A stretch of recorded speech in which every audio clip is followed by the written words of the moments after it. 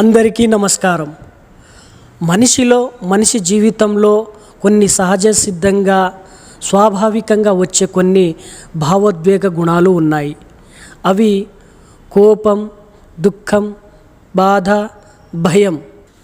ఇవి ప్రకృతిలో మనిషితో పాటు ప్రతి జీవిలోనూ సహజ స్వాభావిక గుణాలు అనేవి ఉంటాయి.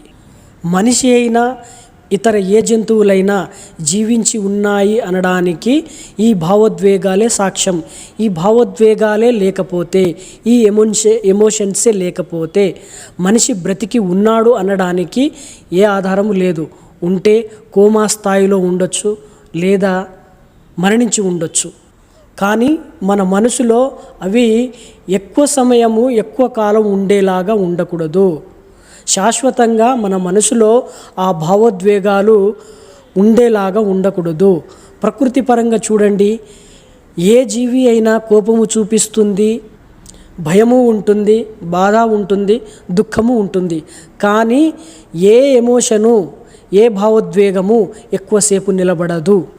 అలాగే మనిషిలో కూడా అదే స్థితి కలిగి ఉన్నాడు.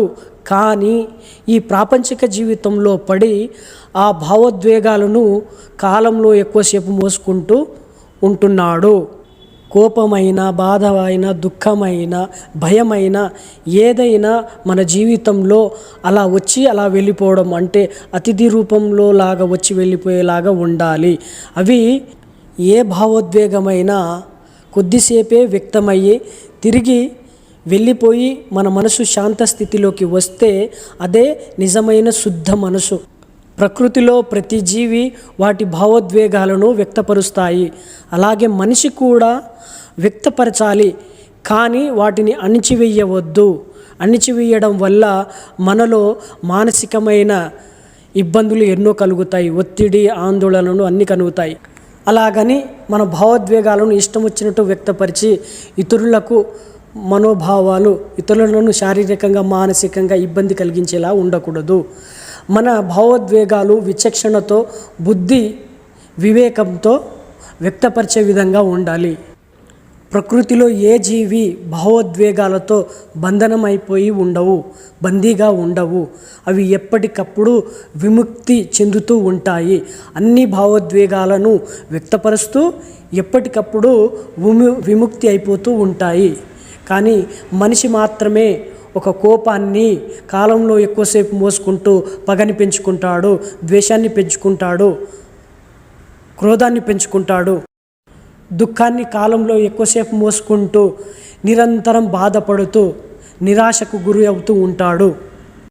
భయాన్ని కాలంలో ఎక్కువసేపు మోసుకుంటూ నిరంతరం నాకేదో జరిగిపోతుంది, నేనేమైపోతాను, నా భవిష్యత్తు ఏంటిది, నా ఇల్లు ఏంటిది అనే నిరంతరం ఏదో ఒక భయంలో జీవిస్తూ ఉంటాడు. అలా జీవించడం వల్ల మన మనసులోని అనేక మానసిక రుగ్మతలు వచ్చి చేరుతాయి. అప్పుడు అనేక శారీరకమైన ఇబ్బందులు, మానసికమైన ఇబ్బందులు మనకు వచ్చి చేరుతాయి. అప్పుడు యథావిధిగా మనకు విచక్షణ, బుద్ధిహీనత ఏర్పడుతుంది. కాబట్టి దయచేసి ఈ భావోద్వేగాలు మనిషి శరీరంలో, మనిషిలో ఖచ్చితంగా ఉంటాయి.